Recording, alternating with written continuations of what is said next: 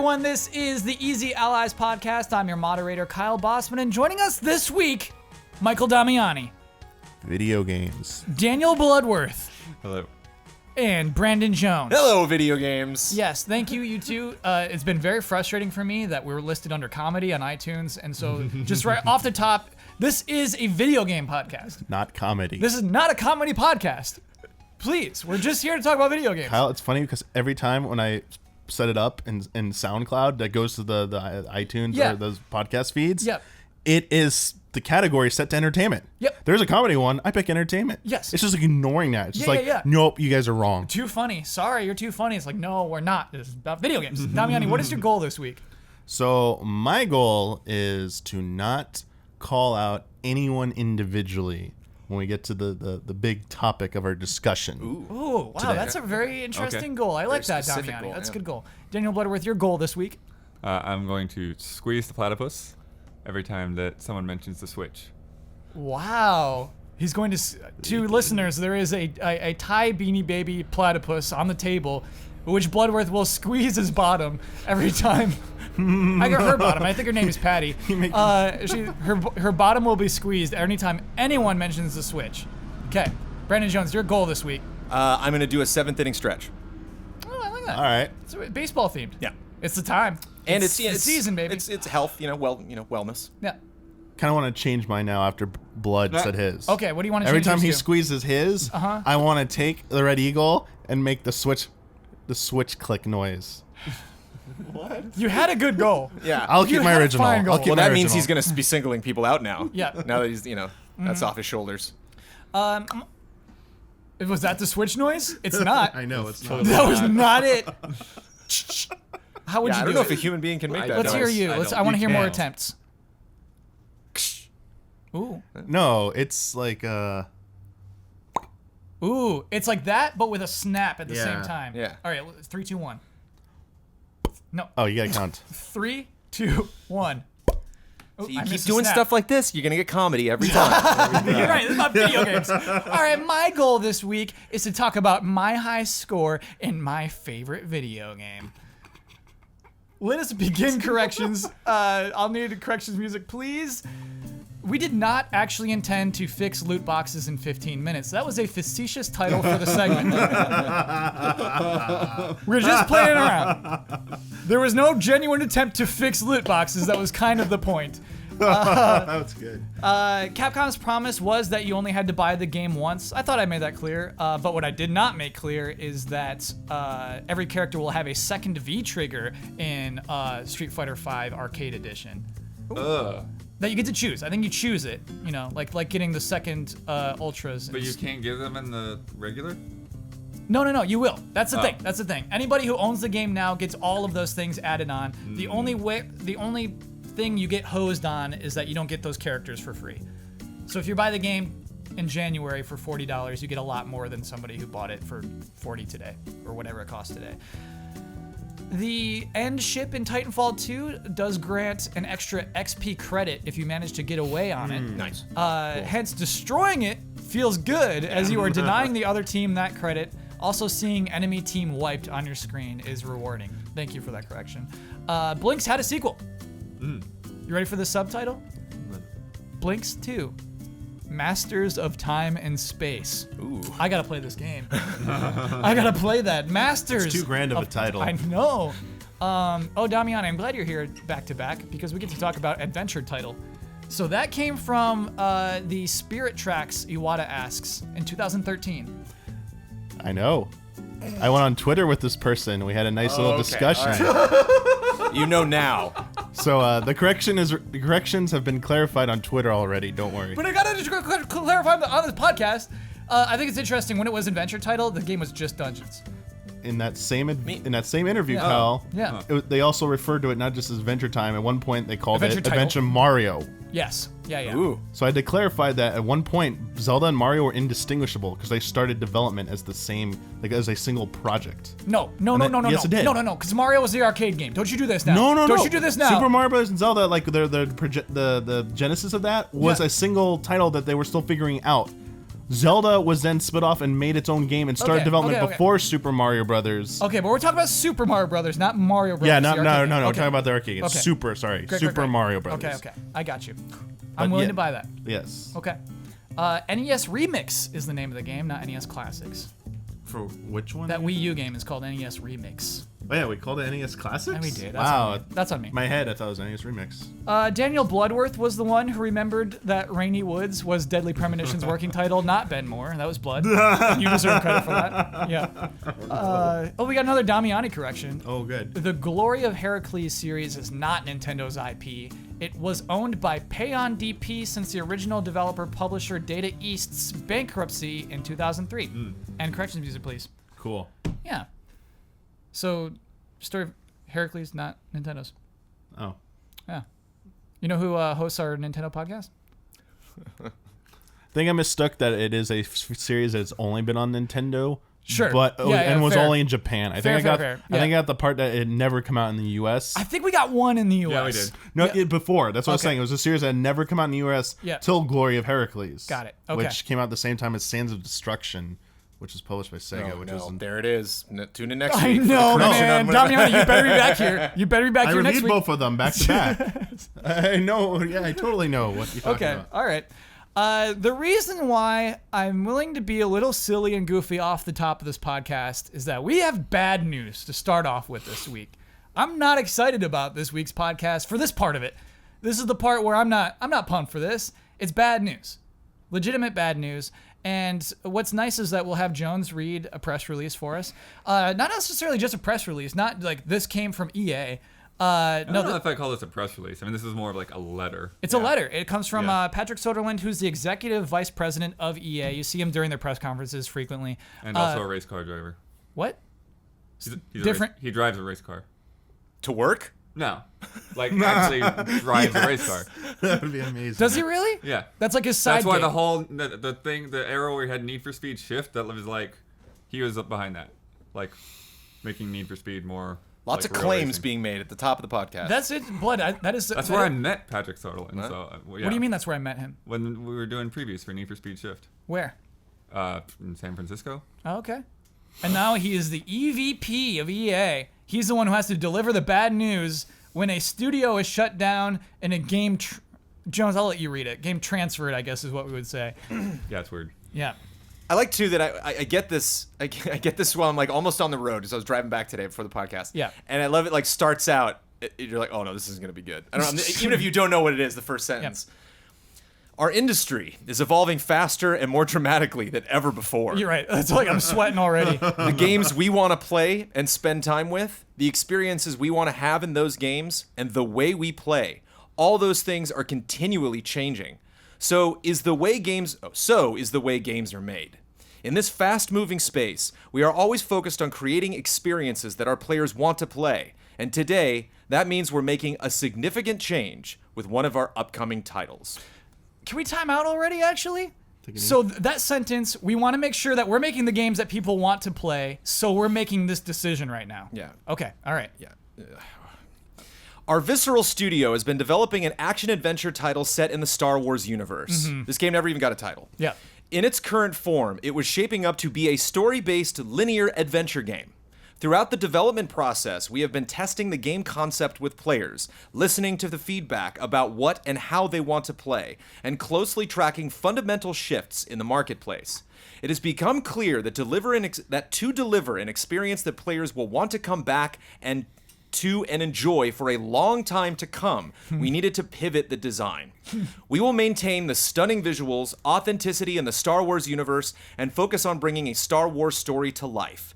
Importantly, we are shifting the game to be a broader experience that allows for more variety and player agency, leaning into the capabilities of our Frostbite engine and reimagining central elements of the game to give players a Star Wars adventure of greater depth and breadth to explore. This move leads to a few other changes. The development team from across EA Worldwide Studios will take over development of this game, led by a team from EA Vancouver that has already been working on the project. Our Visceral studio will be ramping down and closing. And we're in the midst of shifting as many of the team as possible to other projects and teams at EA. Lastly, while we had originally expected this game to launch late in our fiscal year 2019, we're now looking at a new time frame that we will announce in the future. Bringing new Star Wars games to life for every passionate fan out there is what drives us as creators. It's what has inspired us to deliver the massive new Star Wars Battlefront 2 experience launching in just a few weeks. It fuels our live service in Star Wars Galaxy of Heroes. Making games in the extraordinary Star Wars universe is truly a dream for so many of us at EA, and we have so many more experiences to come for players on every platform. We want to take the time to get each game right, to make it unique, to make it amazing. We look forward to answering more of your questions and sharing more on our plans and timeline for this new Star Wars experience in the months to come. Do you believe we'll hear about any of this in months? I bet it'll be a year before we hear anything else. I mean, that was... Well, I mean, E3 is less than a year away, so like... No, Jones, this is gonna be E3 this year. Like a weird bonkers teaser, or that. Yeah, Well, that's the thing is like EA feels like an announcement is just coming on stage and talking about stuff. Yeah, you know, it's like you're that's right. okay for EA. Like literally him coming out and being like, "It's turning out great. You're gonna love it." That qualifies Talking under what about he's it saying in the here. months to come. Yeah. I think one of the most shocking things to me is what we were talking about. Like this was first discussed back in like 2013, 2014. Their planned date was 2019. Yeah. Why did we ever hear about this game? Yeah. It's kind of insane. I swore it was going to be out next year. I swore that was the plan, but I guess we found out, yeah, it's fiscal year 2019. That's crazy. To me, from the tweets and the conversation and the chat and everything that I've gotten today, I feel like there's been a reaction to this that's like, unless there's more out there than this letter that I haven't heard yet, it seems to be like taking the bad news and making it even worse. Because like a lot of people are like talking about, oh, now it's going to be multiplayer, now it's going to be microtransactions. Like every like bad thing that people don't like right now, like is getting shoved into this game in the absence of knowing what this game is. Yeah. And the way that letter reads to me, that second paragraph, it reads to me like they're pivoting from Uncharted to Horizon Zero Dawn. Like they're going from a game where it's like you just kind of like go with the story and you have a set character and you know you do some things in between, but the story is like very, very prefixed and defined, to something where, okay, we want greater breadth and depth and all of this stuff, and it sounds like, okay, you're gonna maybe be able to choose a class or like have weapons or have RPG elements or have side quests, something more along those lines. So again, they're talking about something that people will be able to go back to, but they still talk about being a story-based adventure experience.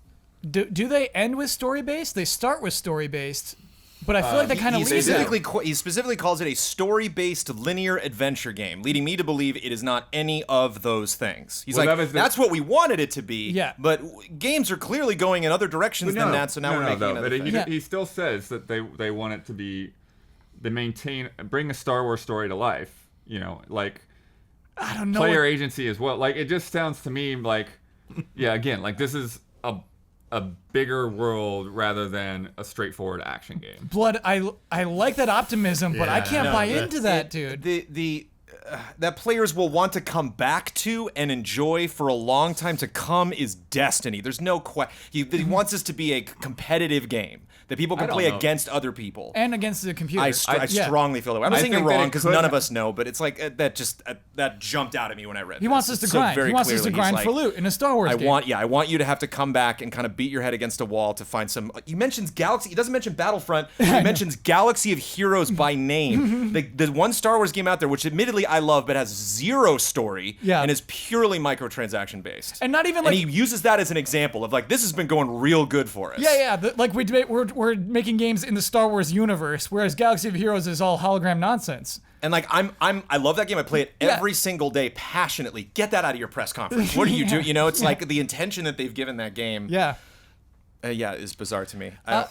Damiani, you asked to be on this week's podcast because you got some locked and loaded opinions. I want to unleash these. Sure. What is your immediate reaction to this? I feel disturbance in the force. I'm not gonna finish the quote because everyone knows the quote. I don't know. Obi-Wan Kenobi's quote. That's all I know. I wouldn't know what That's comes not after Obi-Wan that. Kenobi's quote. Oh, well, that, yeah. No, I'm sorry. I was thinking of Vader on the Death Star. You're right. No, it's as if- Obi-Wan. As if millions of fans just cried out. Yes. Oh, And sure. their I wallets, were suddenly silenced. Yeah. It is nice to hear the optimistic take from Bloodworth. Yeah, I'm glad we started Like with that's Sure. not beyond the realm of possibility. Yeah. That could happen, but I think what Blood outlined is the best case scenario for that game. Is that they still stick to a story-driven game. They've seen like these more open world type games, but still have strong story elements. Like the whole player agency thing kind of makes me think, okay, choices, consequences, like that part still goes hand in hand with it, and that to me would be the best case scenario for what just happened with this game if it ever comes out. A lot of those buzzwords they use in there, like identifying shifting trends in the market, bringing players back time and time and again, and specifically not saying Battlefront 2, it's saying Galaxy Heroes. He mentioned Battlefront 2. Did he? Yeah. Yeah. He said, It's in there. Sorry. Be excited for stuff coming up. No. So okay, yes, he does. So he does say Battlefront 2. Yeah. He's Okay, like, good. this Well, excitement has led us to create Battlefront 2. and that is also kind of embroiled in a little bit of controversy with loot boxes. Yeah. And so this ties into what I want to bring in. EA has seen a string of their more single-player story-driven games not doing so well when that's all there is to deliver to them. And what came out in the wake of this is that I'm grabbing my bet. Sorry, I apologize. Sure. Zach Wilson, who worked with Visceral back in 2011, tweeted out some information about Dead Space 2. Yeah, I want to get to this, Damiani, but we kind of glossed over. Visceral is going to be gone. Right. Visceral, Oh, yeah. the studio, More than anything, we need to assess Yeah. that all those people just lost their jobs. Yeah. Well, I hope that's not actually. that some of them are being shuffled over We to don't- other yeah. games that are Yeah. not this. We don't know what the layoffs. He's are, like, the but last thing we want to Yeah. do is have these people work on this game they've been working on. So we're bringing in Vancouver and all these other weird people to make a totally different game, and then the people who've been working on it for hard, we're gonna shuffle over to work on weird mobile games we're making. Well, the weird something, thing is or that a lot of them probably will still be working on this in other places. I feel like the shift from Visceral to Vancouver is more of Canada's less expensive. Let's shift it over there since it's going to take another 4 freaking years to make. Yeah. We're in the midst of shifting as many people as possible to other projects. It is our goal to remove as many people from this game that we're working on it Yeah. as Yeah. we can. Yeah. To clean house completely. And Visceral is a good studio. That's the craziest part. Dead Space 3 obviously is a big fault to that franchise. Well, Kind there of was killed the also franchise. Battlefield Hardline. Which That was is Visceral too. You're yeah. right. And that was a success, I thought. Oh, okay. No, people did not like. Nope. Okay. All right. Okay. Good to know. Good to know. That game has some really cool parts, actually. I played through that entire down the campaign. No, actually, like the actual there's open world elements of the campaign where you're like in a swamp and you got like a little fan boat. You're just driving. It's really cool. Anyway, Damiani, hit me with your quote. Okay. So this is somebody who used to work at Visceral. Because they're now Visceral. All right. The studio no longer exists. Okay. And this kind of leads into why Visceral probably is going away because of money issues. So they said Dead Space 2. So this is back in 2011. So go back in time 6 years. Cost $60 million to make, development cost wise. And he argues that the producers were merciless with their budget, meaning they tried not to let it get out of control. They only sold 4 million copies, and he says that wasn't enough, and he clarified later he means it underperformed. He went on to add that because you got to spend $60 million marketing it, and you take a huge hit from Microsoft and retailers taking their cut. So add another $60 million of marketing for a $120 million cost for that game. Sold 4 million copies, and because of the cut that the console manufacturers take, the cut that retailers take, they did not make back their money and make a profit off of that with 4 million sales on that game. And Dead Space 2 If Huber's here, he'd like swear by the game, like how good it is, like as a horror game. I believe that's one people like revere. I think like Dead Space 2. Dead Space 2 is good. I think Dead Space 1 is still better as a horror game. The aesthetic is better in Yeah. 1. 2 has got New Game Plus. I played 2 twice easily. I was Nice. addicted to that game. That game is very fun. Just the tools that you use. It's a fun game. It's kind of like Resident Evil 4. It's just a fun game to play. Yeah, And so, RE4 comparison. Hearing that, it's funny that why Dead Space 3 exists. Yes, Because Dead Space 3 is the one that added microtransactions into the actual the co-op. Yeah. and the weapons though. Like the how you build your weapons became Oh yeah. like they made a way for you to spend money on the weapons that you build in Dead Space 3. Probably because of all of what Damiani just explained. It was good to have someone come out and actually give these like numbers and explain the situation, because there was those games from Square Enix and Eidos that the Hitman, the Tomb Raider, where everyone would be like sold 3, 4, 5 million, and they would be like that didn't meet expectations. Yeah. And I was like, what? How Tomb does Raider that in particular, work? yeah, So yeah. getting a little bit of insight into this. We joked sometimes, I feel like, even back in the game trailers days, when HD game development began. And I think we see all these studios closing, and we're like, why don't they just cut down the budgets? Why are these games costing so much? Especially for a single-player game like that. Now you can see, I think I can see now. I used to make fun of it. I used to not believe it. But hearing something like this, I can see why freaking companies are going after like loot boxes. Like first they tried DLC. They get all this backlash and people aren't buying it. Then people will not pay more than $60 for a game. There used to be a period of time when games cost more than $60. Back like in the 90s and stuff. Like used to be like a Super Nintendo game could cost like $100. N64 game cost you a lot of money. The market doesn't seem to let you go above $60. And now they're trying loot boxes because like I don't think they know what else to do because they just aren't making their money back in this game. It is infuriating to see that.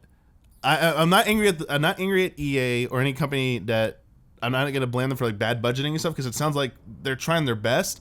I want to know more about the cuts that retailers take and the console manufacturers take from developers because this sounds like robbery.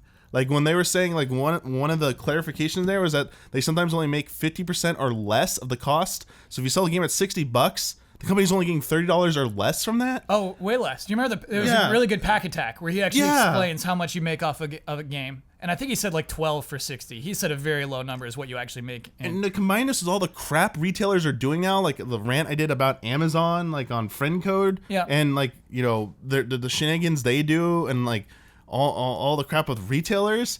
Why are they playing ball with them here in the U.S.? Like I don't get that. Why aren't these companies? Oh, I mean they're actively trying to phase them out. They're like actively going phase them digital. the heck out. Like I'm sorry, like goodbye. Like if this is what it takes for good single player games to survive. Screw all the retailers. I'm sorry. I don't care. I'll buy direct from the like publishers any day to like I don't have any loyalty to GameStop or Best Buy or anything like that. Like this drives me insane hearing like these details and the math behind it. So I please like figure something out because I don't want this and what happened with Visceral to be a sign of like we gotta put multiplayer in every game. We gotta have microtransactions. We gotta go like it's just gonna keep going further and further that way until they can find a way to ensure they're gonna make a profit off AAA budget games. I don't want that. I don't want that to be the future. There needs to be a place for these high quality AAA story games, and they can't just be Naughty Dog making more Uncharted like games forever. There has to be other studios that can find success doing that.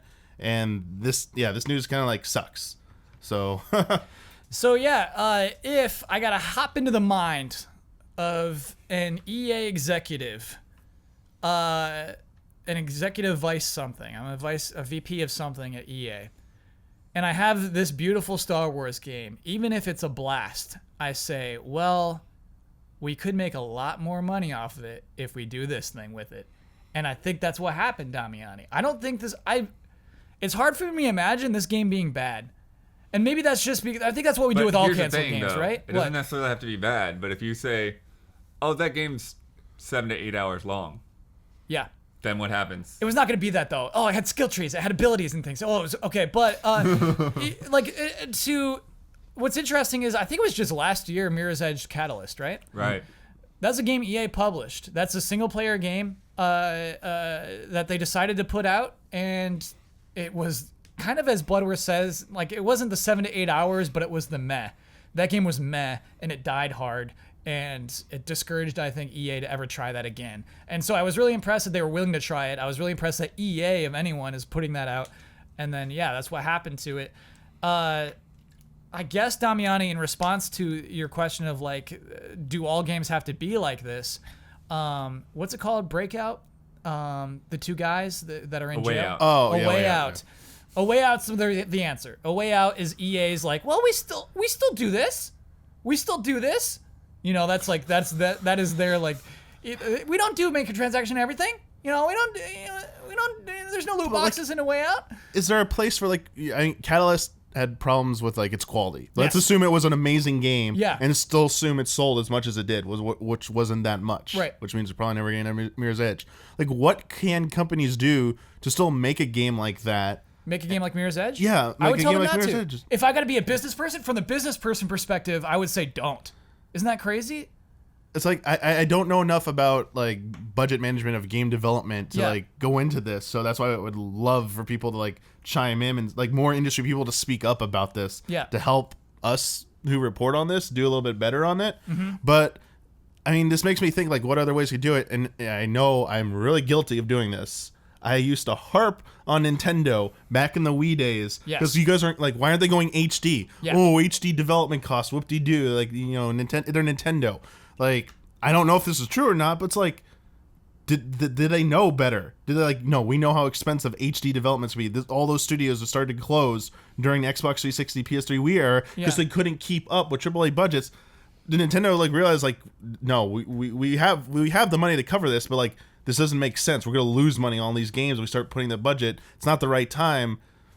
Like, I don't know. Yeah, that's Like, why they're not doing, like, performance capture. I know that's like why- a real weird tangent right No, there, no. but, like, this also makes me think about that. This is how weird Yeah. this is, this development cost stuff and budgets, because I'm like, wow, was I actually wrong about Nintendo all those years? Like, were they actually really smart in doing that? And everything that, even things didn't sell well, they made money off of it. I was like, I don't even know. It's like, Well, I mean, it's so crazy. Well, I mean, when you look at the Wii, Nintendo sort of proved it for the first half of the Wii cycle, right? It was, Yeah. Oh, yeah, like, they looked like the smartest people. Yeah. putting out something that wasn't HD, but that was really different and really exciting. Yeah, it was a huge, phenomenal success. Mm-hmm. But then on the back half, when the industry had HD figured out, and now, okay, now we got to figure out how to make our games work on this little box that doesn't do anything anymore. So and plus, you know, converting the controllers and everything. And then where do you think they are with the Switch now? Well, where they are, the Switch. Yeah, they seem to not. I mean, obviously they've been in HD for a while, but they seem to have figured out how to get their architecture in something that people are familiar with. And, like, right now, we're seeing this flood of indie developers move to the Switch because they can figure it out and they can put it on there in a few months. It seems. You know, I have a hard time believing that half of these games that are coming out this month were even planned back in March when the Switch was released. Yeah. I mean, yeah, again, we're talking about that scale.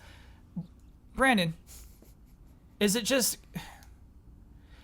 EA is a third-party publisher, right? I can make a case for Microsoft spending a lot of money and Sony and Nintendo spending a lot of money on single-player games because they attract people to your platform as much as they do. You just make money off the sales.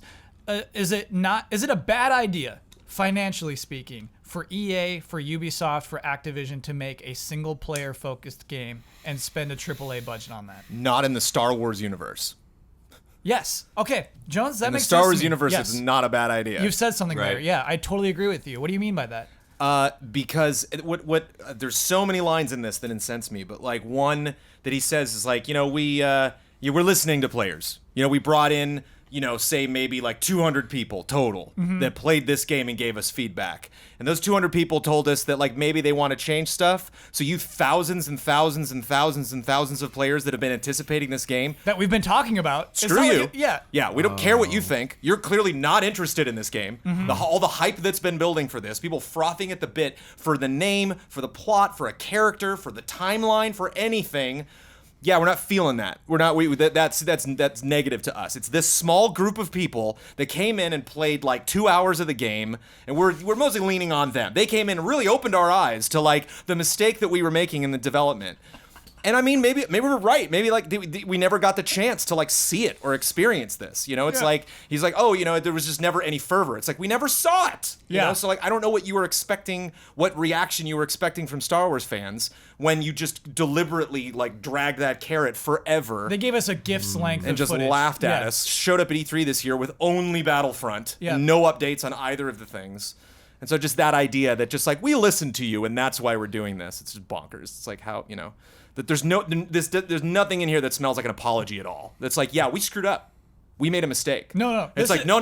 We made a smart decision, and now we're making an even smarter one. Good it's like, news. Visceral's screwed up We're the turning a bad original situation into announcement of this game, and you screwed this up too. Yeah. And they will never own that. And that's like one of the things that really bugs me about EA is EA will never admit defeat ever. Like, they will never say, you know, it's like, they're not going to tie this back to Dead Space. Like, we all are doing that. The first thing we're talking about is like, oh, crap, Dead Space. You know, it's like, okay, let's add up how those games go and, like, be really refreshing to, you know, we had an interesting thing we might get to later from CD Projekt Red this week, another announcement that, like, feels like human beings talking to you, you know, and this is just, like, full-on lie, corporate nonsense. I think you said the word experience 3 times. Yeah, it just, you know, like, again, the opening paragraph that's just like, well, you know, we all play games to have fun. It's like, get to the point. What are you know, just kind of dressing it up before, you know, delivering the final blow. Yeah. And I doing this game that, I mean, when's the last single player like Star Wars game that we got? Right. Unleashed where 2 you're, is where my you're guess. Unleashed. control, but that who was your star killer? You're some random person EA invented, like a character Lucas. that like something that Might have been Clone I mean, Wars on Lucas Wii. kind of, again, it's just like really getting into that world and living it. Like, I just think, even Force Unleashed 1 was kind of like, okay, but I'm not, like, I really want to get into that world, especially now with Disney making all of these movies and having it all tie together, you know, and, like, really trying to do their best work. And there's turmoil there, you know, they're changing directors and, you know, swapping out stuff at the last minute. But it just feels like the cinematic Star Wars journey is so intense right now, and video games are just dead. And it's just so weird that EA is just so tiptoeing around Star Wars. Like, we got to be careful here. And it's like, no, you got to just release stuff. Just get us involved in this process, and not just be super secretive. And I think this makes me feel like when Infinity got canceled, and I was frustrated at Disney because it's like, I know you're going to turn around and announce some other thing, and why on earth should I be excited for that? Yeah. Like, what on earth? Like, at E3 next year or the E3 after that, when they finally announce that, is people gonna be excited about it? You know, it's like that first weird trailer that like has no gameplay and like, you know, we don't really know what the story is, or worse yet, it's like, now we're in EA Vancouver and here's the team drawing stuff. You know, like if we get another one of those, it's like, are you nuts? It just Jones, what you touched upon is it's like I'm the wrong kind of customer, because I would have bought this game. I would have bought it for $60. I would have played it, and then I would have never returned to it. And EA doesn't want that. EA wants the customer who does return to it. And EA says that, Kyle, the game you want is not the best for us, and that hurts. That hurts big time. And so I want to tie 2 sentences directly together, which in my mind is total nonsense. Yeah. In this fast-moving space, we are always focused on creating experiences that our players want to play. And today, that means we're making a significant change to one of our upcoming titles. Fast forward, lastly, while we had originally expected a game to launch in our fiscal year 2019, we're all looking at a new time frame, and we'll get to that later. So it's like, times are changing fast, day by day, week by week. You never know what's going to happen in the gaming industry. So see you in 3 years, whenever this comes out. Are you nuts? Don't you realize what you just wrote? Like that your whatever trend you're climbing onto is going to be gone. You know, and people are going to want to do another thing.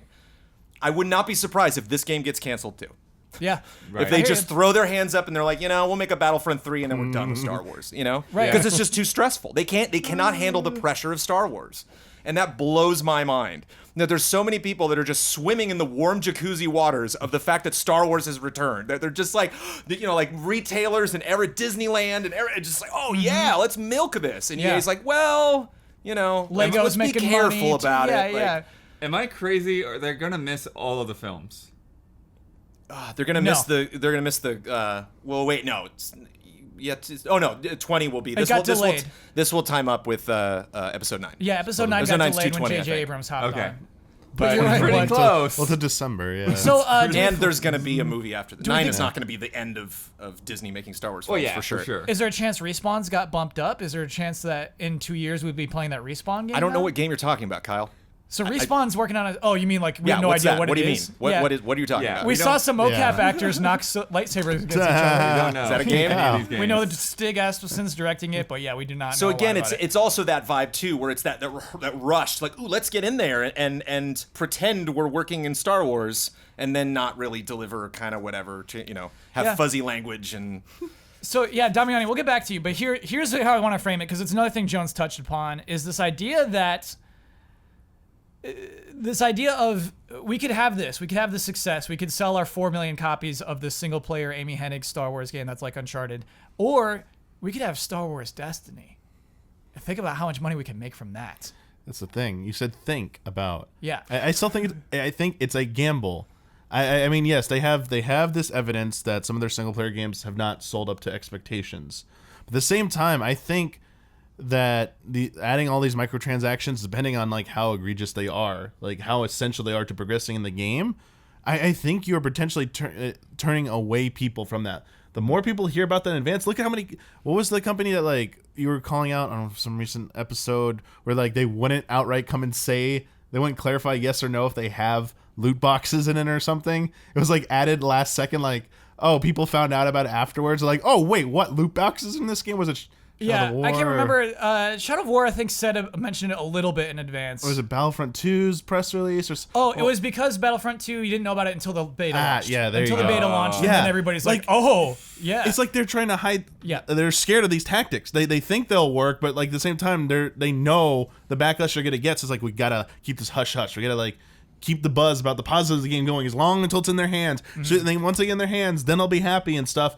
But then you see people play these games and they're like, wait, like what happened with Shadow of War and stuff? Like, oh wait, what? This is going on in this game? Oh no, I'm not cool with that. Like this, really Warner Brothers, you did this? Like I see this as like backfiring horribly a lot of times. It's almost like playing like the free to play roulette as well. Like you can make a lot of money off a free to play game if it has the secret ingredient and you actually care about it and put effort into it. But like it's such a hard thing to crack.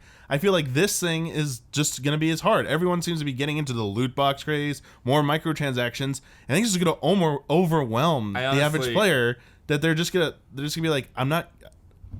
What? There's just too much here. Like, what happened to like the game and stuff? Like, I don't know. Go ahead, Blood. The backlash with microtransactions right now, and such, like, yeah, whatever that would look like in 2020. I don't know. I don't. Oh yeah, like it'll be completely different. Like It'll be they so can't different. even approach building something like that into the game until like that year, because otherwise like all the trends are gonna have passed them by. Yeah. So that's why I'm saying, like, yeah, whatever this design change has to be, I think it has to be more open-ended. But at the same time, it is kind of funny because, like Jones is saying, is like, you have Star Wars. Like, if Uncharted can be successful enough as a single-player, story-based, very linear game, then Star Wars surely can. Yeah. You know, like, I understand Dead Space and Mirror's Edge, like, EA, like, put themselves out there and tried to do that, and it didn't work, but it's like, those were new IPs in pretty niche genres, you know, like horror games in general, unless it's like Resident Evil, they don't sell that much. I mean, I guess it's worth mentioning that EA has to pay for Star Wars. Yeah. They have to pay a license for that, you know. But Star Wars, if it's remotely good and it looks good, is going to sell. Yeah. Exactly that. Yeah. We just want to hold a blaster. We want to be in that world. And yeah. Well, but I mean, if it was, say, you know, like, oh, you're a smuggler and all you do is shoot a blaster, like, if all these people that come in and play the games, like, I can't use a lightsaber? yeah. You know, like the disappointment that you see on their face, and like, Every time. oh, what are we gonna do about that? Does it make sense for anyone in this game to have a lightsaber? Oh, I don't know, it does. But these people really want a lightsaber. Yeah. We better add it. Hey, can my friend join me? Like, no, your friend can't join you on this. That sucks. It's like, okay, fine. They just like check another thing. Do I get experience points? No. It's like, oh, that How sucks. hilarious would it be if we ended up getting like a lightsaber Dark Souls out of this? Oh, like the game that comes out years from now, we look back at this podcast and laugh at our pessimistic selves. I get you, Blood. It could be great. I mean, Because that has all the things that you're talking about. It has player agency. It has Yes. co-op. It has PvP. Go ahead. Why should the onus be on like trusting EA? Like It should things be. they've done, yeah. Like it's fine to be. I think it's fine to be skeptical about this. Like you should be skeptical if they do deliver what Blood said or something like of that quality, and it's not like what we all hated or feared. Sorry. Cool. That's good. You did something good, EA. Like that was a good decision, Ian, probably. But at the same time, they've had a lot of missteps, and it's like hard to just give them that free pass. Oh yeah, sure, EA. Yeah, that sounds great. It sounds like Visceral isn't doing good job on the game or something like that, and your new idea is going to be great. Like we totally trust you. Like can't wait to see it in 2 years at E3 or something like that. Like. I just can't put that much blind faith into that. Yeah. Especially without seeing anything. The game, as you said, Jones, the game didn't have a title. Right. It's like, what was this? Like, and as I saw think you made a point nothing. earlier, Jones. Yeah. Like, this game was probably only announced as early as it was because it was such a big bit of news for their investors. Stuff Because like they got Amy Hennig. Right. They got Amy even Hennig. before that. Yeah, The 2013 original announcement Right. before Hennig was even on board. Yeah. It's probably like, hey investors, guess what? We just made a deal with Disney. We got Star Wars. This is huge. Like, yeah, good things are happening for us. Like, if it was anything but that, we probably would have heard this like as a story years down the road. Hey, there actually was a canceled Star Wars game that you never saw, which was gonna have Amy Hennig. I'm just exhausted with EA puffing Yeah. up their chest, Yeah. just being Oh, like, yeah. "Look how big we." I'm done. Not Like, anymore, Basically, yeah. what you've done is Yeah. 2 years ago, I was really excited to see Yes. what announcements you brought regarding Star Wars to E3. Mm-hmm. Last year, I was hopeful. I was like, it's gonna be super Battlefront heavy, but I'm hopeful that we even get one mention. I'm dead. I don't care. Yeah. I don't care. I don't care about this game. Yeah. I don't care about Respawn's game. I'm done. I Yeah. am not. You have zero anticipation from me for anything you do from now on for Star Wars. Congratulations. Because I'm not. Why am I going to bother emotionally investing in anything when you're doing when it's clearly all about money to you? Yeah. And I understand Yes. that this industry runs on money, but there's still. I'll give you an example. Yes. Ryan Johnson. We had an interview with Variety, and they put out a tweet where they were like, "Hey, we tried to get Ryan Johnson to say who was the last Jedi. Good luck getting." And he retweeted immediately. He was like, "It's Luke. What are you talking about? Like, Yoda calls him the last Jedi in Return of the Jedi. What do you like?" I'm sorry, there's no- what's Ryan Johnson? Who is that? He's the director of Episode 8. Great. And he's like, it's clearly Luke. Like, that's not a secret. Like, I'm, congrats for trying to drum up some weirdo headline, but like, I don't think you ever asked me that. Yeah. And so it's like, wow, look, a human being talking about this. It's like clearly there are people like Ron Howard has been tweeting all sorts of awesome photos from the set of the Han Solo movie. And granted, you might be nervous about him taking over, for the other two directors. But there's clearly a human element. There's a fandom. You get the sense that J.J. Abrams is so passionate about bringing this stuff to life. And the only person in the entirety of electronic arts that I get any kind of human sense from is Versio, Eden Versio, the actress whose name I cannot remember it right now. Oh, you mean behind who's this playing project? from Battlefront 2. Yeah. Who they clearly are like, oh, she has a pulse. Push her out on stage. Yes. Because Yeah. if any of it, certainly if Soderlund comes out on stage and talks about anything, like no passion, no fandom, nothing. And that's the whole vibe. It's just a complete, poker play. Like they're just in Vegas moving their chips around. Yeah. And as a Star Wars fan, I don't care. Like that's not going to get me jazzed about this. And that's what sucks, Jones. It sounds like Amy's off the project. It sounds like Amy Hennig from Uncharted, Yeah. from the series that is very good. Like I love Uncharted games. I love Uncharted 2. And so to see her move to this, I was very, very excited about that initially. And it looked like a good move by EA. It's like we care about creators. It's that kind of move. And to see her shuffled off the project that they're currently talking about her next move, that's crazy. Her next move is probably going to be something on the scale of A Way Out. You know what I mean? They'll probably move her to something on a smaller scale if she stays within EA at all. And I want to put first and foremost the team at Visceral. Like I don't want to like present myself as this like really upset Star Wars fan, and then I deserve to get this game or anything. Like sucks these people lost their jobs. That's Yes. like the first and foremost. Yeah. And I hope they all land on their feet. But I can't. It just infuriates me. It infuriates me that like to see people on a corporate level present themselves as fans. Yeah. And just not like to not feel that at all, and just see other people, in so many different departments. Like even as wacky as the Hobbit films were, like I know Peter Jackson loves that stuff. It's like you still get that vibe of like someone trying real hard to like try to make something happen. So I want to draw a comparison to wrap up this conversation. I want to look forward. I want to look at Square Enix's Marvel games. Which, yeah, I've been thinking about a lot today. Oh, Yeah. that we know nothing Marvel about. Games? Plural? Yes. Yeah. Oh, I thought it was just one. Okay. Well, it started off. Avengers is the only one that's been announced, but we know they're working on a Guardians one as well, and a third beyond that. Oh, sorry, we don't know. That was a rumor. The Guardians was the second. Yeah, one. yeah. I thought there was like a couple of franchises that were, they're like pitches. Yeah. To see which so one was Avengers gonna is all that's promised, basically. So greenlight. so Square Enix is going to be publishing a big old Avengers game. Do we And draw that's the Crystal Dynamics one, right? Yes. Thank you, Blake. And then Eidos Montreal is potentially On the second one, whatever that is. The next thing is. So the Deus Ex team, no longer working on Deus Ex games, is working on one of these Marvel games. Okay, so anyway, do we expect that to not be single player? Do we expect that to be multiplayer, to have loot boxes, to be fully monetized in all possible directions? Just because of CEO's statement recently. About games as a service. Games as a service is the future for Square Enix. I was like, Yes. not only just for those things, but even future Final Fantasy games. I was like, here we go. I was like, everyone's saying this now. I mean, to be fair, it can end up done well. Like Just- how? How could just- this be? How could those Marvel games when the be game good? is designed as a game as a service from the ground up? Give me an example of a game that's good. But it's not a single, like, I mean, sorry, it's MMOs. Sure. Like No, service don't be games. sorry. Tell me Like, what makes sorry, MMOs good. I didn't make this my rule. I was going to say not mentioning this game, but I would have broken this goal for the week. Yeah. 14. Yeah, but what makes 14 they good? Don't What makes have, it good? I can tell you a whole laundry list of reasons it's good, but that's not the point I want to make. The point Okay. I want to make is the amount of time and effort and resources that go into that game to make it that way. Yeah. I don't think they have those resources to put into multiple projects. Right. Like, Right. maybe they can put into one Marvel project that they pool all those teams, the development studios together, but that's all they're going to be working on for like a few years, just that one game. They're going to try and do multiple. Good luck. Like that's a hard job to do. And I think it burns people out trying to do that after like a few years.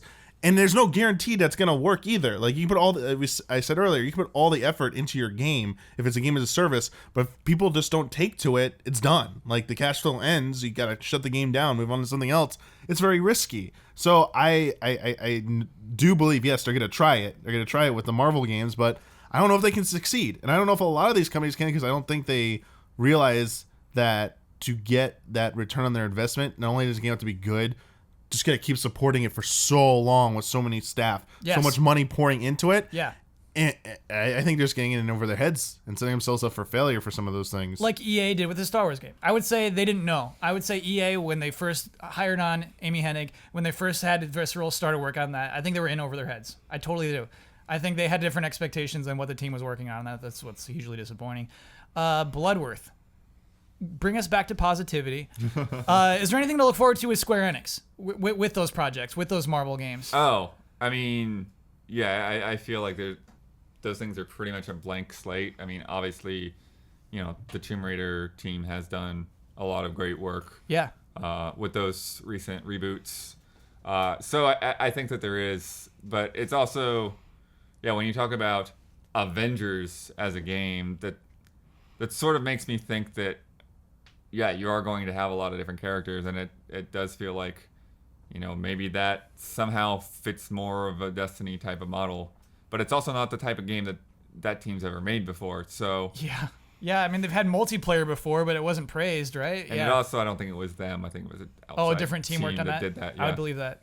So, it's curious to think about like what Crystal Dynamics would do with the Avengers, and like, will it be more of a Tomb Raider type of thing where you swap between different characters for different chapters? Like, how much freedom do you have to be who you want to be when you want to be them? Will you even actually play as the Avengers, or will you be like random superheroes, like Agents of S.H.I.E.L.D. or something like Yeah, that? this conversation's so weird for me to have. It's so, like, this is bizarre. But it's also worth noting that you have Marvel Heroes, Marvel vs. Capcom Infinite, Lego Marvel Superheroes 2. Like, Marvel is kicking ass right now in Spider-Man. video games. Spider-Man. Spider-Man coming Yeah. out next year. Like, Yes. they are on a roll. Yeah. And Star Wars is crickets. Yeah. Just kind of like... And Battlefront 2 looks great. It looks awesome. It's going to be a lot of fun. But again, it's not...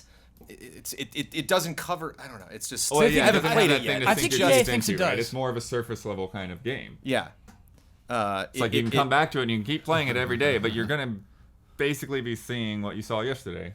Yeah, making that Spider-Man game is putting a foothold into being like, this is our own Spider-Man. And EA's like, we're not going to make our own Star Wars. Like, we're just going to kind of copy other genres and focus on other stuff they're doing. Take another game and literally just put a Star Wars skin on it, call it a day. Yeah. And that's not inspiring. Like, Yeah, can you imagine if they do this to Spider-Man? Because like, oh no, that game wasn't gonna work as it is. Like, sorry.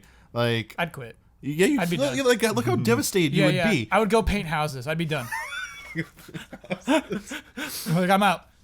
You gonna do that to Spider-Man? Everything they've shown in that game, I think, looks very interesting to me. I think it looks very good. Yeah. But if they were to say like, we don't trust, that's not enough for us. We need the microtransactions.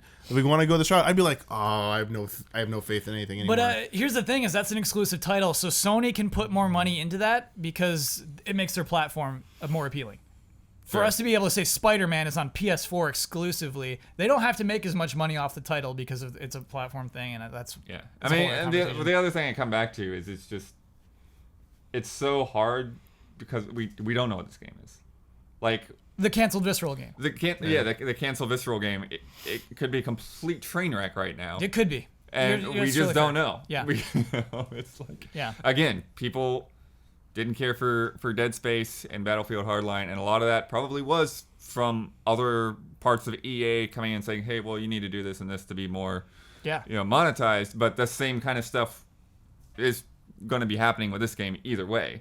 Yeah. So it could very much be where they just weren't finding the right direction to balance everything. So you hear that? Oh, it sounds like it's podcast halftime. things are looking up. The following are the official sponsors of Easy Allies for the month of October. Someone who definitely loves to weigh in on this topic, Hogue Law Business Law Firm. Whether you're starting a business at level 1, stuck fighting the dreaded fundraising boss, or finally cashing out with a well-earned high score, you need a good business lawyer at your side. Rick Hogue started Hogue Law to bring more than a decade of experience to companies like yours and is proud to support the Allies. Check him out at www.hoaglaw.com. Jigarbov Productions. Jigarbov never had a toaster strudel before, but the way Kyle hates on them just made them sound so appealing. So, he went and got some, and they even had little packs of this weird icing. Kinda strange. He didn't read the box, and they very well might not be, but they felt healthier than Pop-Tarts on account of the slightly less than overpowering sugar taste, even with the icing. The truth is, neither Pop-Tarts nor toaster strudels are good. There's a take. Woo! There's a take. Scorn, an atmospheric horror adventure developed by Ebb Software set in a nightmarish universe of odd forms and somber tapestry. Go to scorn-game.com for more information, or check them out on their successful Kickstarter. Iron Harvest, a real-time strategy game for PC, PS4, and Xbox One, currently in development at King Art Games. Join their community and help them bring the alternate reality of 1920 plus to life. JoJo Dent Co., your friendly automotive dent repair expert.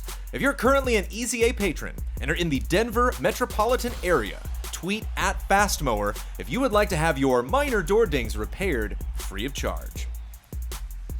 Mango. iKeyless. Since 2002, iKeyless has specialized in replacement automotive keys and remotes. They can save you up to 75% off dealership prices. Visit their updated website at iKeyless.com and use promo code EASYA at checkout for free shipping and an additional 17% off of your order. El Thanis. All of these links are available in the description. Thank you to our sponsors. I've heard many people on both sides of the toaster strudel and Pop-Tart debate. Oh. I've never seen anyone just say they're both bad. What's wrong with you? They're both bad. I thought someone told you that, like, when you started the thing. Is it you? No, I thought okay. someone... Should we have like a third option, like a healthy breakfast or commented something? on one of your videos. So this is an unusual podcast. We are deep into the podcast. We've talked about one thing. Yeah. I just love discussing that. I enjoy that conversation. And it's so fresh. Yeah, Just happened. I want to give each of the panelists an opportunity to have one final thought on how you feel about Visceral shutting down, how you feel about the Star Wars game moving on. I want to give everybody one last chance to say something. Okay, I mean, obviously, besides feeling bad about what happened to the project and stuff, because I know probably a lot of people were so excited and they had their dreams kind of like crushed a little bit, especially if they're no longer with EA. It's like that's go from that high to going to that low, like that has to be one of the worst feelings.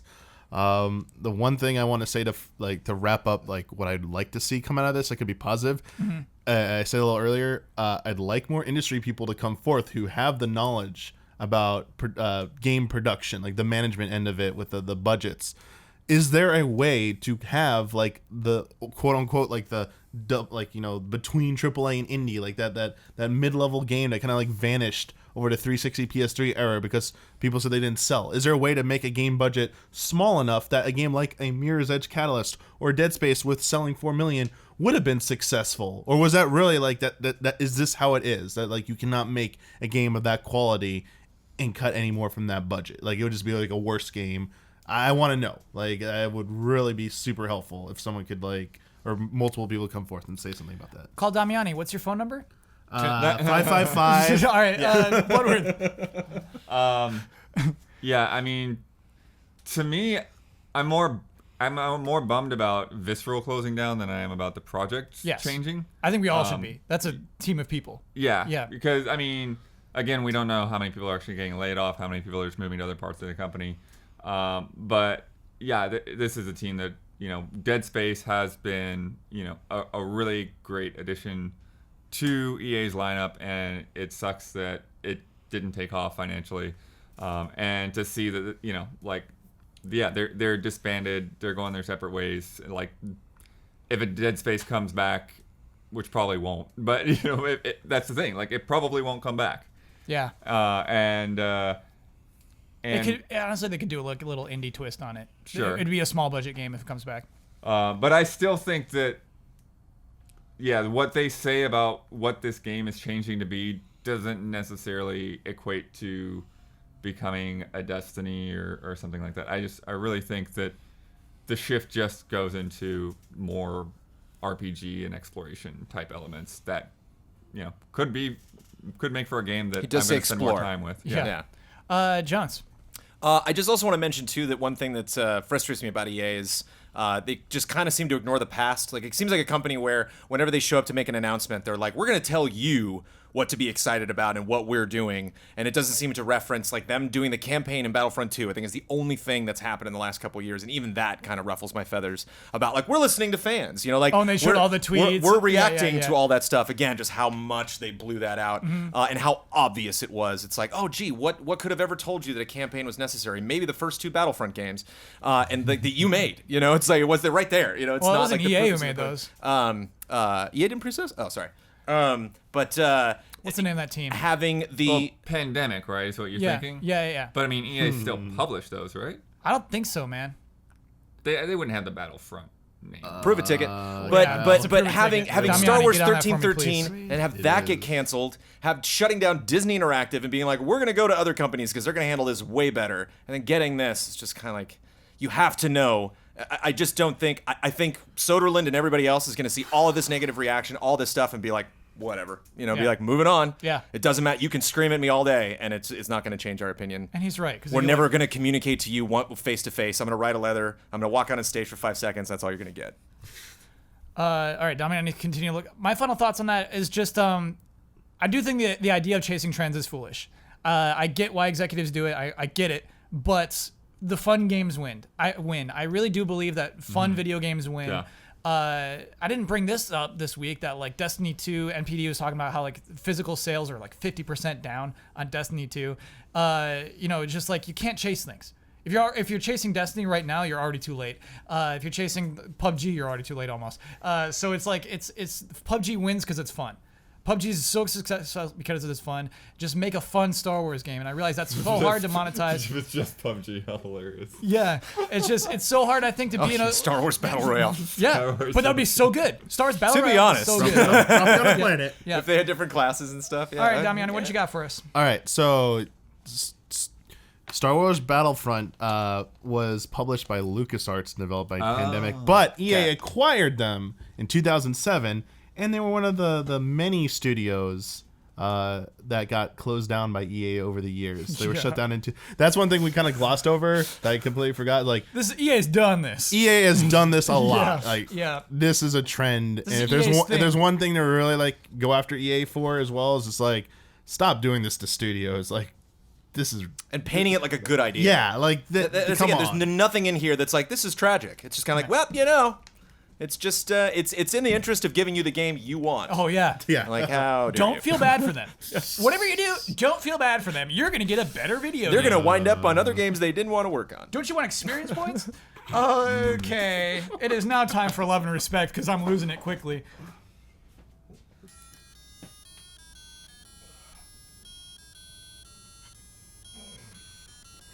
Love and respect. 2 listeners. Jones did his 7th inning stretch as we transition into love and respect. Perfect timing. Yeah. All right, I'll try to be brief with this stuff. I'll try to be brief. Okay, this one does 2 birds. I like this, and it's positive. Hello, everyone. This past week, IGN purchased Humble Bundle, which is both a game publisher and a charity supporting digital distribution service. This got me thinking, what major company deals stand out to you the most? Which are your favorite? Which ones do you like? No matter how big or small, if a company buys another, a company gains independence or simply merge, it's fair game. Personally, EA buying BioWare and the eventual defunct Pandemic, wow, that's just super relevant. Bungie separates from Microsoft and Activision buying Blizzard are what stand out to me. Thanks for taking my question. If you do, and as always, stay easy, fellow allies. I don't have your name attached to that one. That's on me. Ooh. Dang. It might be on a different page. But anyway, let's talk about our favorite mergers first. Those were all memorable ones that were just mentioned. What was a good merger? What was a good buy that you're like, yes, yeah, that's good. That's a good thing. IGN purchasing YouTube.com/game trailers. Okay. Wait, all right. No, tell me why. Because otherwise it'd be gone. There'd Yeah. be no way to go back and archive any of that stuff. No one else was interested to my knowledge. Yeah, that was definitely a smart thing. And they did what we were never able to do at Viacom, which is host a bunch of hot, fresh trailers on youtube.com/game trailers. So, Bunch of hot, fresh ones. which is good. Yeah, we always got you're our hands right, slapped like- for trying that. Yep. Okay, that's a cheap answer. Yeah. What about in the world of video games? Damiani, you got one. Can we Just say like at the time we thought they were good, but maybe they haven't panned out? Is jury's still out? I don't know. That was an interesting tease. Yeah, give I me mean, more. When Square and Enix merged. Oh, Square and Enix. Yeah, when they merged, like Yeah. it was treated like it was one of the biggest things. Like, oh, this would be great, like Dragon Quest and Final Fantasy under one banner. And for a few years there, it was kind of Enix kind of carrying Square. But I think things have turned Excuse out. me? Dragon Quest in Japan. I actually always- do think that Enix was the Yeah. more the one Yeah. that bought Square. Yeah, Basically. they came in. No, it's called Square Enix. It's not called Enix Square. It's only because it's. Get those 2 E's right next to each other. It's you can't pass that up. I'll let someone in the comments explain why, because I don't want to make a correction. I thought it was something about like the way it was pronounced or something. That it was easier to say it that way. Kind No, of like I think companies are 'cause they- very serious about this. they Like did say- the big one gets their name first. that's true because of everyone used to say Namco Bandai, but it's Bandai Namco. 'Cause Yeah, yeah. Bandai's like, no, we're bigger. They flopped it. We get our name in front. Yeah, we're yeah. switching that around, so that is true. NX Square, maybe, who knows? Okay, but anyway, Yeah, so. I think that's a good one actually. I think that turned out to be a good partnership. They both survived. Those games were able to continue. We're able to have Dragon Quest games and Final Fantasy games in 2017. I think that's pretty cool. Square Enix is a good answer. What do you got, Blood?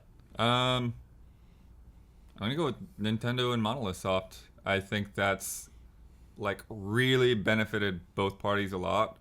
You know, I think that a lot of those development teams in Japan that were making RPGs that were relying on Square Enix. You know, one game and then Namco another game and Sega something else, like bouncing around between publishers. Like as we said, like in the HD era, that's kind of a risky place to be. And so now, like with Nintendo, they've got that security. They seem to have really integrated well with Nintendo and lent a lot of their expertise to Nintendo's games. Like with Zelda. Yeah. Yes. Like I think That's a great has been a partnership. really That's really great win-win situation. Yeah. Jones, you have a serious answer for me. I don't have a new one because I honestly am not a stockbroker type. Like I don't pay attention really to acquisitions that much. Sure. I certainly don't remember them over long periods of time. But Activision Blizzard turned out much better than I thought it would. Yeah. Activision was Especially supposed to be Activision Blizzard, leaning right? in there. I was like, Blizzard, what are you doing? Yeah. Like, why do you need Activision? And like it seems like they haven't really made any mistakes. It seems like none of the franchises on either end of those companies suffered or was like negatively influenced. There's no Skylanders characters showed up in Warcraft. Like there's they didn't like push that, you know. They were like trying any bizarre experimental things out of the gate.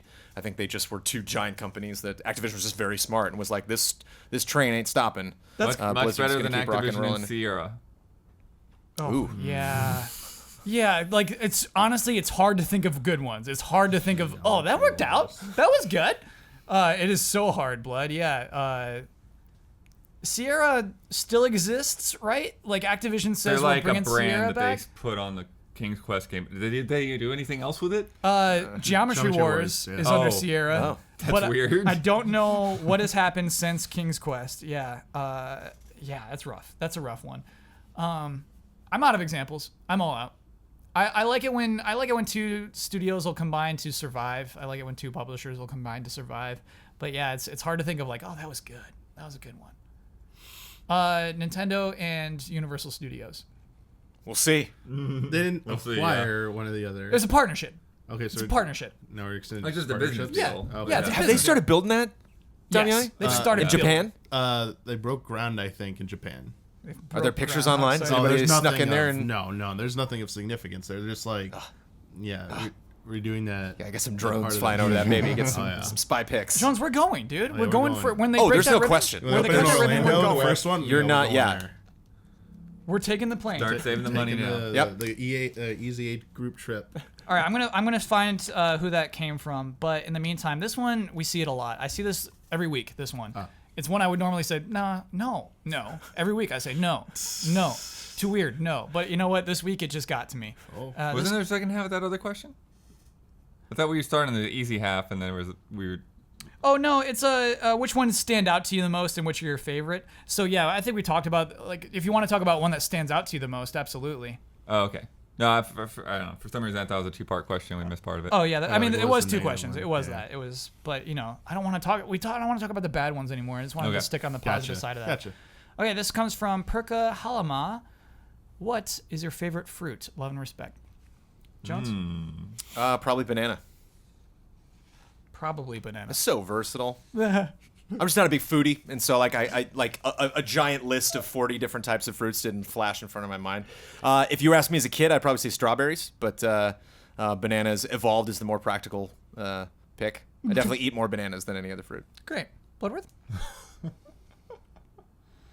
Oh boy. Ooh, see, this is already more thought than I Yeah, thought we'd yeah, get on yeah, this yeah. question. This is great. Okay. Pulls out Nintendo and Monolith, but the fruit. I'll go with blackberries.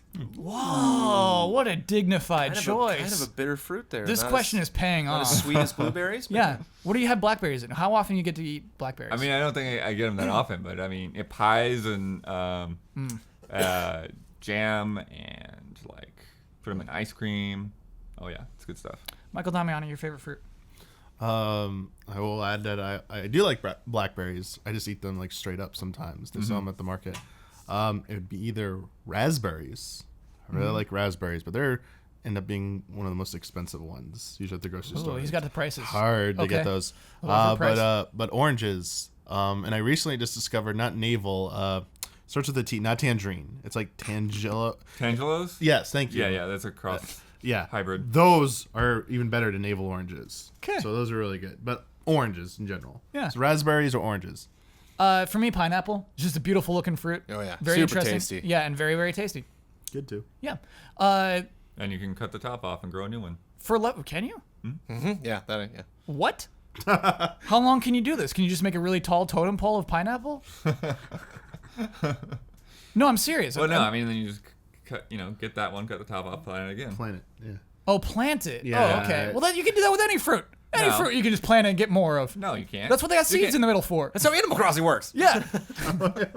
That's how they reproduce. That's how But you plants. can't. With a pineapple, you'll get like an edible pineapple within like a month or two. You can't you put a peach pit in the ground. It's gonna take I'm gonna get myself a peach tree. like 3-4 years from now. Yeah. Okay. All right. By the way, the question about mergers and business deals came from Brandon K. Gone. Oh yeah. Nice. By the way, I didn't want to cover it too much because I don't think it's that controversial. I don't think there's any true reason to be concerned about the Humble deal. I don't think like it's. Oh, that was the other part of it. Yeah, we'll see if that ever really becomes a thing, but I don't know if that's really I'm not concerned. I mean, I don't know how relevant this is to the audience, but to me, we went through that. Like, we were at Game Trailers, which was owned by Viacom, and then also like Harmonix and Rock Band was, Viacom, and Oh yeah. we basically never talked to each other.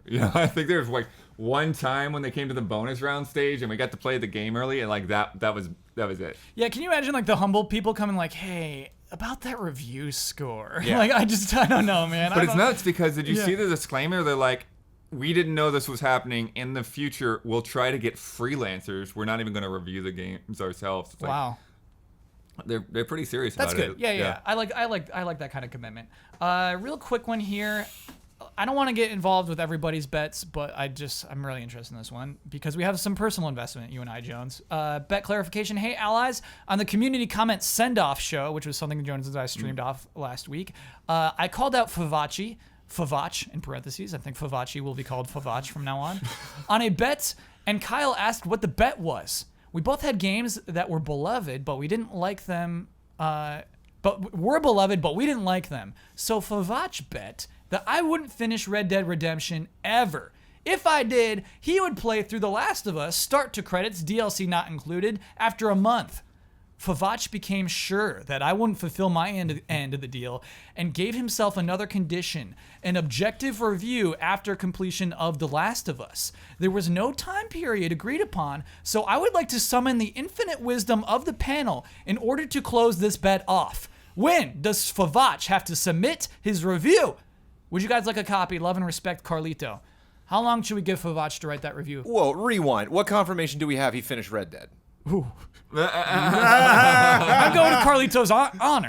Okay. Yeah. All right. I'm just saying, I have to assume between Carlito them, I was sent like just a curious. trophy. I'm not saying Yeah. I don't believe him. I'm just curious between two, like what, Send your achievement or send your trophy in the future if you're Yeah. ever making a bet I mean, like Favach that. got cocky for sure. I mean, Yes. just, adding terms on there I'm when gonna the write a bet has already been, review, when they've already been locked in. Blood, how long is it, Damiani, how long does it take to write a review for a game like The Last of Us? I mean, if you've already finished? No. So he has a month. Favach has not finished the game yet. So he's a not played month it. after the completion of Red Dead to finish Last of Us from start to finish, right? No.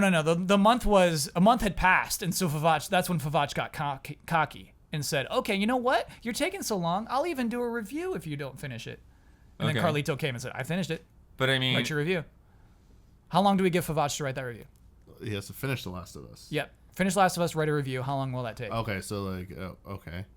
give him 2 weeks. 2 weeks? Ooh, I say 1 week. I say 1 week, and because Favach put the extra terms on. Yes. So now the ball's in the other court to add more terms. Mm-hmm. So I say, yeah, you put that time limit on Do you want to put a character limit? Like how long it has to be? I guess not character limit, but page limit, word limit. How long is a review? An Easy Allies review? It's 600 at least. Yeah. I mean, like our short end is 800 and our very highest end is 2,000. All right, so let's say at least 800, and let's do a week and a half. Okay. Favach has a week and a half from this video's posting on This is our Wednesday. suggestion. Make it We're not days. No. officially doing. We are officially doing this. Make This it- is what make was it asked of days us. then. Because Week but and a you're half gonna is forget that in ambiguous. 2 Okay. weeks we're not gonna get an update on this from you. We're going to get an update on this from Carlito. Okay, 10 days. 10 days? 10 days. 10 You're days not from gonna ignore Wednesday. that comment. 10 days. I'm not going to ignore that Carlito comment. gives us an update. Yep. You're gonna 10 days. 10 days, 800 words. Kyle giving in 10 days. Yep. Because these boys won't be here, but I will, Kyle. That's brutal. That's actually 10 days is really mean. I thought we'd give it like a month. Good luck, Favach. All right, let's finish Also, off. would love a just a one sentence review from Carlito about Red Dead. I'm curious, Oh, yeah. for someone who didn't want to finish From that. somebody who I'm said I curious. hate Did you it, like and it? then You like, know, it seems like Carlito played through out of you don't have to spite. like the whole thing. Just Yeah. one element. What'd you dig? What was Yeah. a moment from Red Dead that stuck with you? I'd be very, very curious to hear that. He writes back one word instead of one sentence. Tweet that at me. Yeah. Nothing. Tweet it at Jones. Nothing. Truly, Jones. Tweet the word nothing at Jones. Let's do a game real quick. Let's finish up with a game. Hello, allies. I have a game for you to play. Whenever I shop for games, I notice a lot of other people tend to read the back of game cases to get a better impression. Wow. However, when I read them, the first thing I see is a big goofy tagline that may or may not sell that particular game. Oh, Below no. are 10 games that came out this year. This year. Okay. Oh, now we got a game. Okay. Can you guess the correct game from just the tagline from the back of its box? Shouting a correct answer before the choices were 2 points, after is 1 point. Much love, much respect. Oni Black Mage. Here we go. Buddy up for an epic adventure. Destiny 2. I'd say Ratchet and Clank. That was. Okay, I'm going to read them off. Ready? A. Knack 2. B. Ukulele. C. Troll and I. Knack 2. Troll and I. Knack 2, because there wasn't a box released except the Kickstarter people, I thought, for ukulele. Wrong. Ukulele. Oh, yeah. What? Yeah, ukulele. That's in stores, dude. I thought only Kickstarter's got a physical release. I didn't think it was sold in stores. I think that's sold in stores. Whoa. Maybe it was after. Okay. Well, he said, I see people in the stores looking at the things. Here are some taglines. He didn't necessarily say, here are Okay. taglines Okay. on the official box that I saw in a Gotcha, store. gotcha. That might have been on the website or posters or something. Very true. Or in the trailer. We all die. Some live forever. That game didn't come out this year. Shadow of War? We all die. Some live forever. Like, what? That is a dumb tagline. Well done yeah. finding that. We all die. Some live forever. That was Is the that Suda 51 game. For Honor? Is that Dark Souls 3, the Fire Fades edition? Or is that Nidhogg 2? Dark Souls. Blood. For Honor. I'll Damiani. go with Nidhogg 2. It is For Honor. Ah. No, that's bad. We all die. That is. Yeah. No, I'm proud of Black. Some live pretty forever. bad, Yeah. How far will you go? Ooh, Jones has this. That's No, it. it's all of these ring a bell. Yeah. That's it. How far, How far will you go? Oh dear. Is that Mass Effect Andromeda, Prey, or Farpoint? Damiani, go first. Mass Effect. Mass Effect. Mass Effect. It's Mass Effect. How far will you go? This is even harder now because so many of my games don't have boxes. I know. This Yeah. is like, Yeah. all right, Yeah, let's yeah. figure out what to delete off the PS4. This is a fun game, yeah. Earth is ours no more. Oh gosh. Oh, these are. Oh, Oh, Jones, you got this? No. I'll spit it out if I have it. All These right. are I can see them in my brain. Near Automata, XCOM 2, War of the Chosen, or Horizon Zero Dawn? Blood, why don't you go first on this one? What was the second one? XCOM 2, War of the Chosen. XCOM 2. Damiani. I'm going to go with Nier. XCOM 2. It is Horizon Zero Dawn. Horizon Zero Dawn? Earth is reference the ours word no more. Earth? Yeah. Oh my Wow. gosh. Yeah, Yeah. that's what Earth part was like. Weird. I don't. Did Horizon call it Earth? I was like, okay. Yeah, man. Yeah, you're in Colorado. I didn't play it. So I don't Oh, know. okay. Sure. Spoilers, sure. It's That's just, not a spoiler. Jones, I feel like, because I was thinking about that, like, is that a spoiler? Like, they reveal that, I think, super early. That it's Earth. Sure. no, I know. Oh, it's definitely I know Earth. it's There's no but it just- question. Yeah, Where it's on that Earth weird you are. thing of like, yeah, you put something on the back of the box. It doesn't necessarily mean that like Yeah. it has to be like the context of the game. Oh, and it's Yeah. not. And I think that's the point of this game, is like the sell of Earth is ours no more is really appealing to some marketing person. Right. Somebody advertising like, Earth is ours no more. This is really going to sell the game. Yeah. Defy death. Okay. This one does not ring a bell. Okay. Hellblade, Senua's Sacrifice, Neo, or The Surge. The Surge. Blood. Neo. Damiani. I'll also say Neo. It is Neo. Hellblade might not have a box. Right? I don't think it does. I don't think it does either. Jump into the driver's seat. Mario Kart 8. That's it. That's 2 points for Damiani. Wow. Mario Kart 8 Deluxe. Oh. Wow. What a pull, One of the too. few racing games where you can jump. Yeah. And Project Cars 2 and Forza Motorsport 7 were the other two, and so I could kind of see the misdirect there. Well done, Damiani. Every battle defines you. Oh, no. Shadow War. Uh, Apparently not. oh, yeah, if that didn't. Oh, man, I've definitely heard this one. I'm going to have to read these off. Yeah. Can I guess before? Yeah. Breath of the Wild. No. Halo Wars 2, Injustice 2, or Tekken 7? Oh gosh. Every battle. Tekken 7. I'll go defines first. Okay. Jones, that's you next. Fine, I'll go Tekken. None of those really stick for me, but Daniel Bloodworth. Injustice 2. It is Injustice 2. Damn. I was like, Maybe it's that was Injustice it, or yeah. Tekken. Every battle. Because I didn't play defines Tekken. Well, of course I played Injustice, so that's It's- where I heard it. It's a fighting game. Every battle does not define you. Yeah. It's just like, all right. Well, I thought guys. that's why we made Yeah. Tekken, because it sounded dumb enough or cheesy enough to go along with that game. Become the Master Assassin.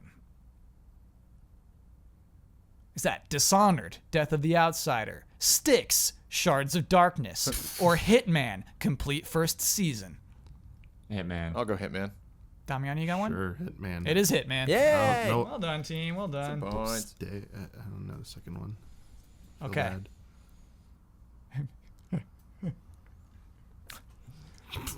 Be more. NBA 2K.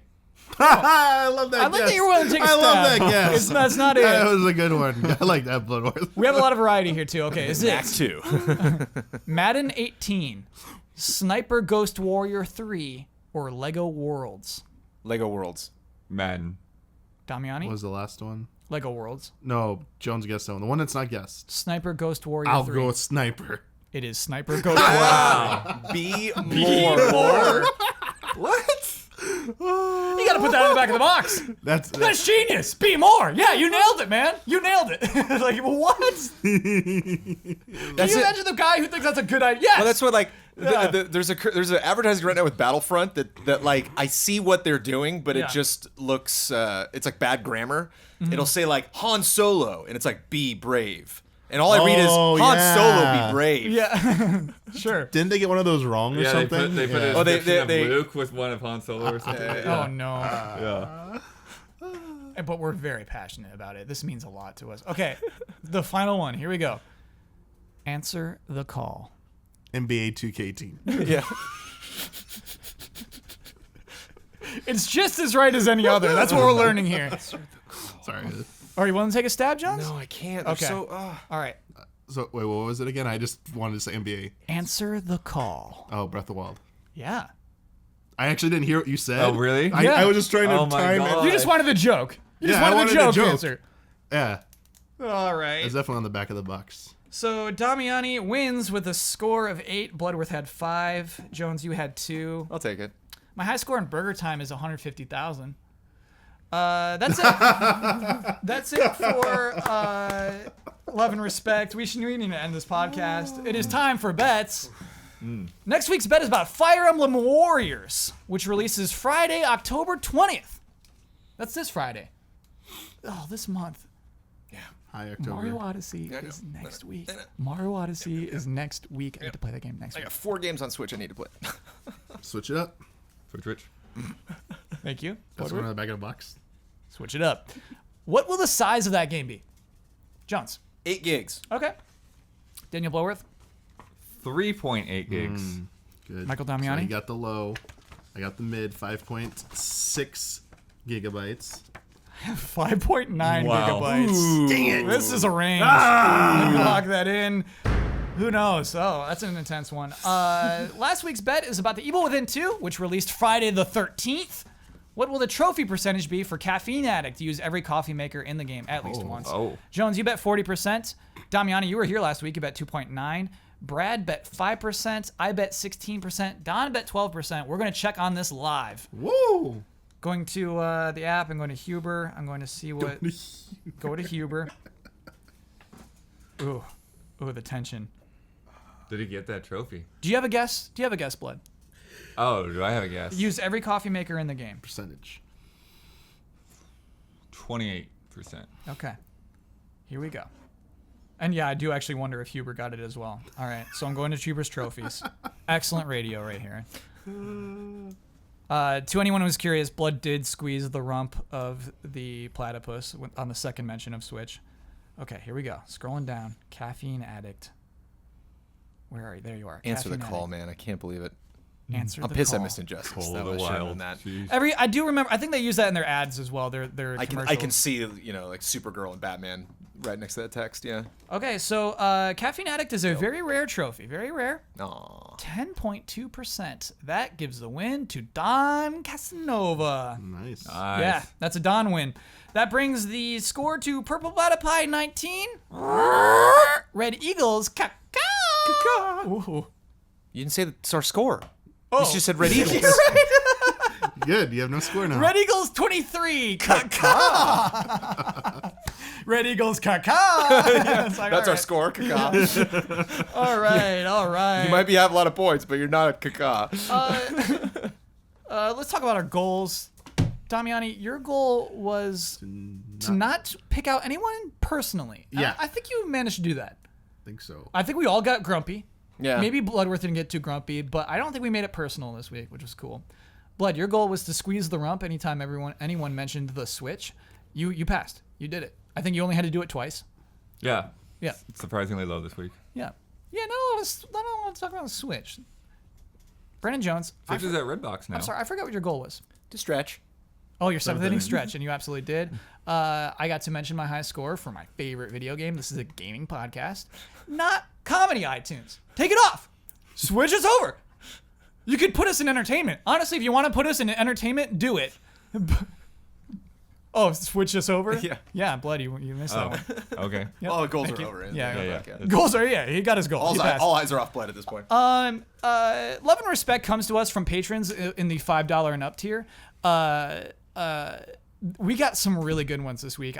We did like a third of what I wanted to do. We're running late tonight, but yeah, we got some really good ones. So yeah, those people in that $5 and up tier also get the podcast 2 days early. They get it on Wednesdays as opposed to Fridays. So if you're willing to check that out and see how you can be one of those people, go to patreon.com/easyallies. And maybe easyallies.com to see what Easy Allies is all about. The other shows that we do, the reviews that we do, the previews that we do, other podcasts, so much, and you can see our schedule there as well in your time zone. I would like to compliment the questions that we've gotten over the last couple months from Patreon, specifically at this tier.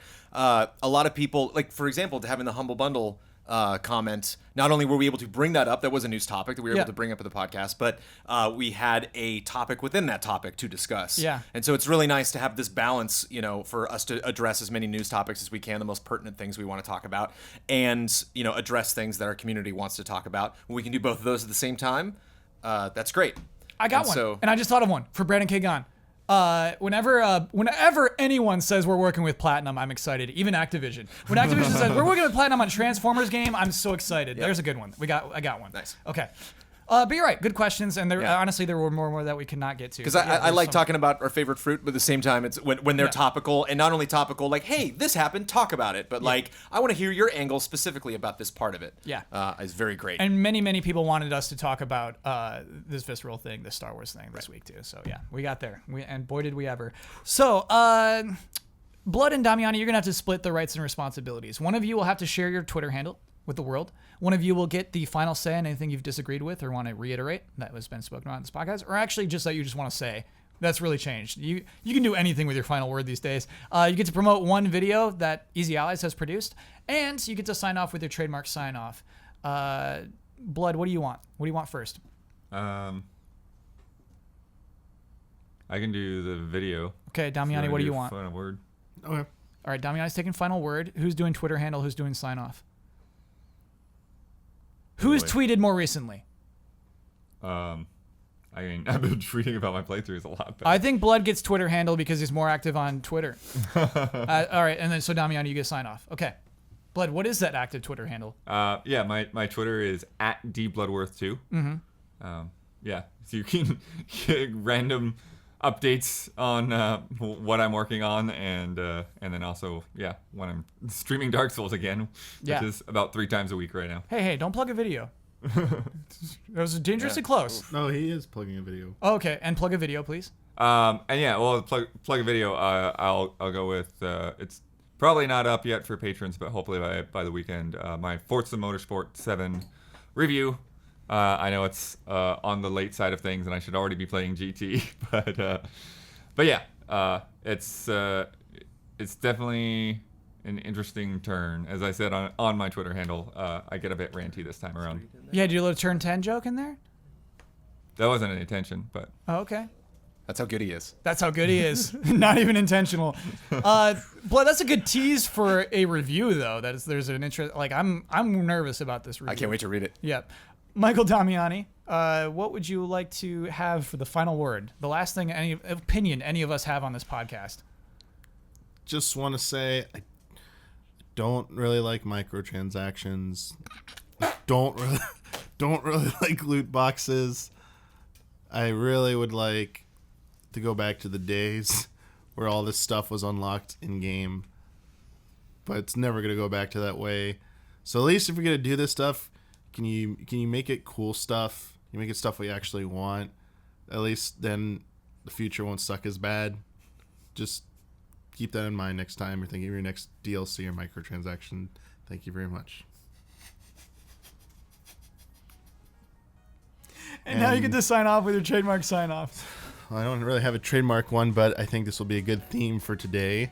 So as a tribute to Star Wars, because we want some positivity in Star Wars. Like, Star Wars should be good. We should have good Star Wars games. So to all of you out there who are Star Wars fans, may the Force be with you.